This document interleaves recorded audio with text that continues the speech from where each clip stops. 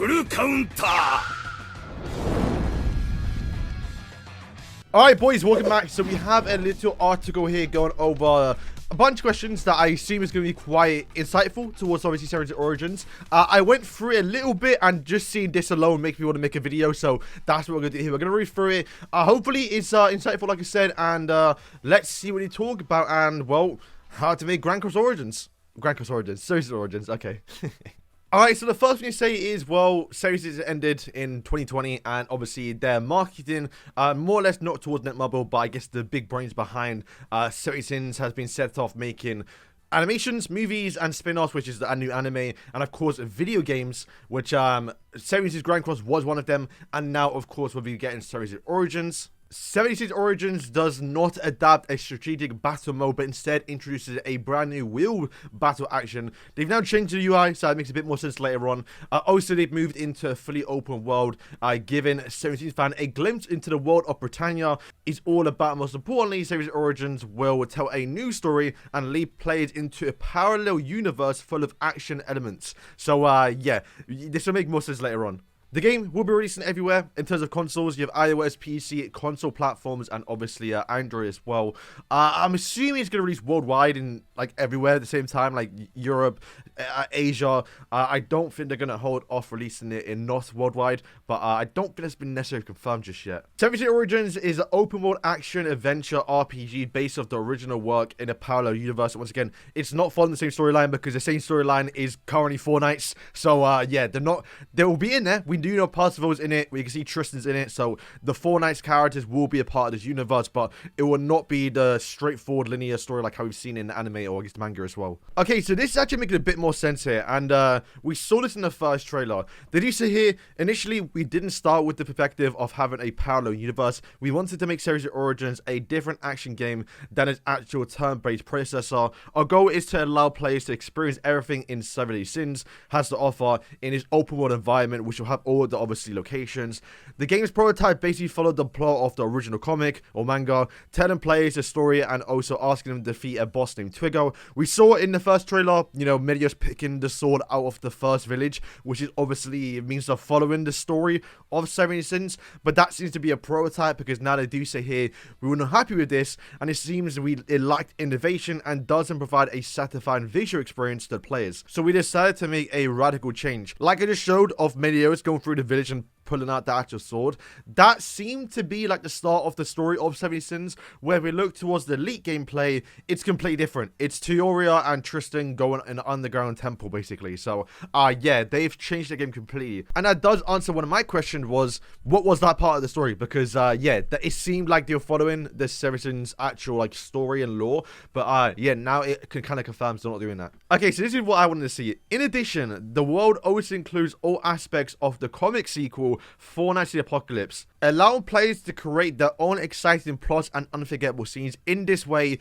the game will be a brand new story for them. So that is what is Series Origins all about. Very exciting. I mean, I wouldn't mind if they just one-to-one replicated the whole story of Series again. I actually generally don't care, but at least now there's reason to read the plot. Many of the developers of Series Origins has participated in the 70 Sins Grand Cross project. They all have a deep understanding of the IP. That just confirms to us straight away that yes, Origins did kill Grand Cross. If we're like being honest with you lot, I mean, Grand Cross is still fine, you get what I'm saying, right? But like, it is so obvious when the day they announced Origins was the day we got a last dual banner on Grand Cross. That wasn't obviously a collaboration. So yeah, to say that Origins didn't really hurt Grand Cross is obviously a lie, which I guess I'm fine with because Origins is going to be the better game. I want this game to come out and be perfect. But yeah, all the developers from Grand Cross definitely left to go on Origins. The new elf Teoria, or I guess fairy, is a new character who debuts in obviously Series Origins. This is King Indiana's daughter.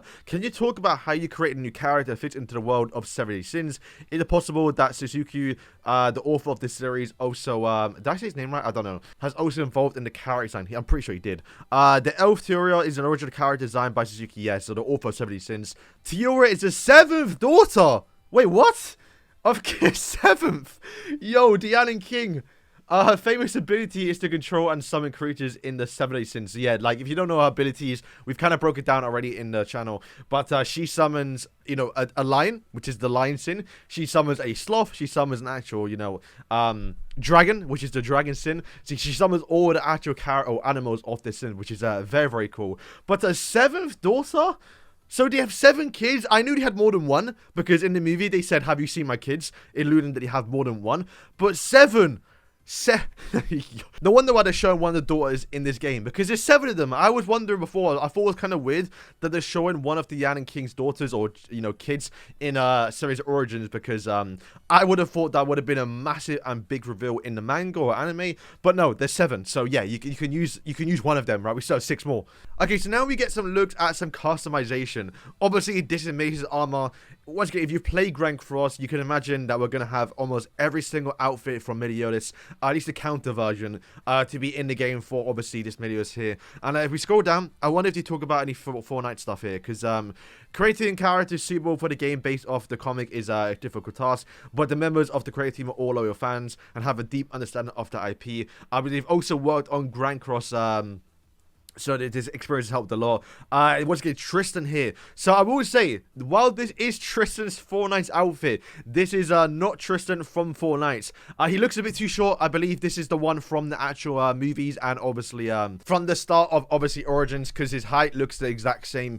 Also doesn't have his wings, and I believe his hairstyle may be a bit different, but yeah, it's just an outfit which is from Fortnite on the actual movie Tristan. Very confusing, but I believe he's a bit taller and has his wings, which is the clear definition version of the Fortnite Tristan. But still cool that you can actually apply the outfit, which it's very good to see in-game. Like, this is our first in-game look at Fortnite Tristan, which it's going to be good to see how it's going to look in Grand Cross. This is like a good indicator of how it's going to look. Alright, so now we get a little screenshot of the actual UI that has been changed a lot, actually. Before, the character portraits are all in the bottom right, and well, now they've completely changed, right? Obviously, the gameplay mechanic is still very similar. If anything, it's just a UI change. But we've already done a breakdown of how the game actually works, with the orbs, with the HP bar, switching, the abilities. And it does look like this is obviously Gilfan. The ability at the bottom, which is who the player is controlling right now, but then the top one is Teoria, which is you can tell by the fox. So it looks like you can see the opposite character who the abilities are, or like the resetting.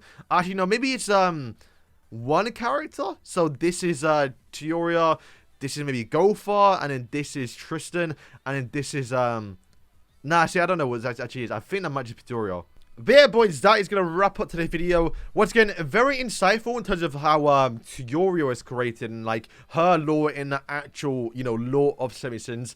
It's crazy that she is the 1 of 7. That is something I didn't think was going to get revealed during this actual, arc here. Also, it does confirm that all the Grand Cross devs have gone over to Origins, which we kind of knew, but it's nice to actually hear him say it. And, of course, as well, it's nice to see them actually show Fortnite Tristan, although the actual character is from the actual movies and the start of Origins. So I wonder how that's going to work. It looks like they're going to have universal outfits where if you pull Fortnite Tristan, you can then use that Fortnite Tristan on movie Tristan. It's confusing, but that's kind of how it is. Like the in-between, it's a weird situation. But boys, thank you for watching. Let me know if you're excited for Origins. Of course, whenever new information does drop, we'll cover here on the channel. So yeah, peace.